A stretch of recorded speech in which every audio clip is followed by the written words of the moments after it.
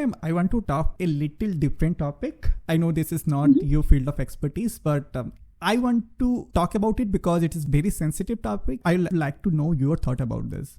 So can you tell us about the narcissist parenting and how does it affect children? Sure. So I think we need to be conscious that we do throw the term narcissist around pretty freely these days. And it is not necessarily always the best way for us to be talking about things. But I guess where I come with that is that exhibiting just a few narcissistic traits is significantly different than actually being diagnosed with narcissistic personality disorder.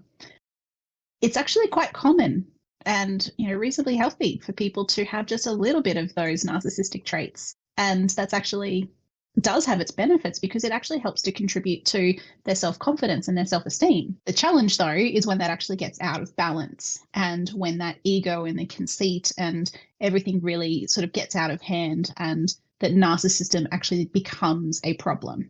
And so if we were to sort of look at that narcissistic parent, well, typically this is going to be a parent who has that low self-esteem or, they might sort of struggle with criticism, for example. And if we look at those sort of elements and how they relate to some of the fundamental learnings that I speak to needing in children, and being these authenticity and so forth, low self-esteem and struggling with criticism, they actually directly relate to authenticity and the entrepreneurial spirit in areas that are missing for that narcissistic parent. So all of those pillars that I talk about are actually really crucial. And they are so crucial to develop resilience, authenticity, and entrepreneurial spirit because it provides the foundational skills for that self-esteem to be able to handle criticism, to be able to, work through these things. And that's what we were just talking about as being a narcissistic parent issue, is that they don't have those. So if parents are actually missing these pillars, they actually may struggle to develop and teach these fundamental skills for their kids. And so these kids then actually don't learn what these, critical foundational skills are that they need for success. And instead, I've mentioned it a few times now, they learn through role modeling. So they're learning that narcissistic role modeling. And so, many times then that these children are actually going to be struggling with potentially having people-pleasing tendencies as they grow up. They also might struggle with emotional regulation.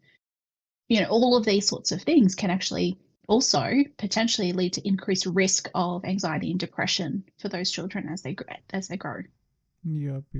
So what I'm getting from you is that you are saying that we all have some sort of narcissist trait, but the problem will arise when it will be cross the threshold. Am I right with that? Yeah. So if we break down, what are common narcissistic traits, we're looking at things like, I'm actually going to pull up for us a bit of a list of what are some of the common narcissistic traits that we'll sort of see.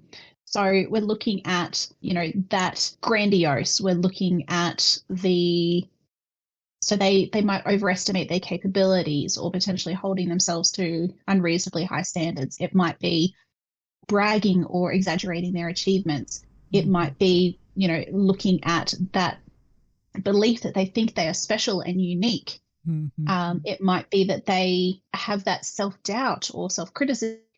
It's kind of like that low self-esteem that I was talking to.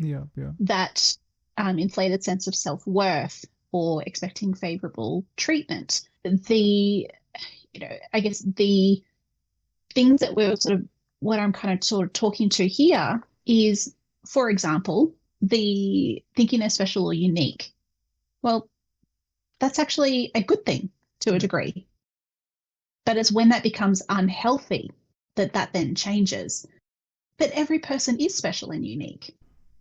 And we do need to have that understanding and that belief that we are actually special and that we are unique in the world, but not to the point where it becomes overinflated.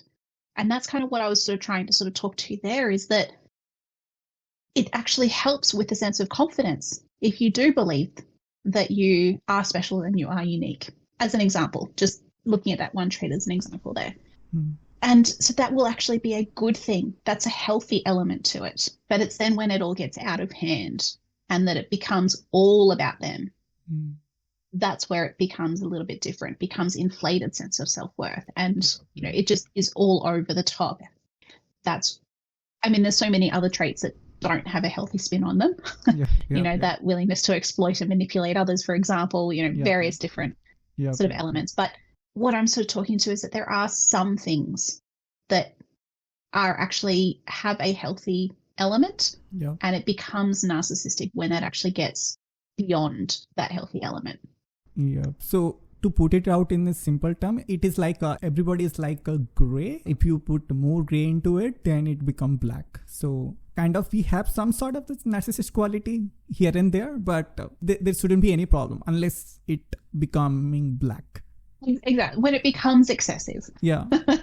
Being able to have an element of caring for ourselves versus being self-centered. Those are two different things. So it's being able to understand what that nuancing actually looks like. Thanks for watching. To see the full episode, check out the link in the description.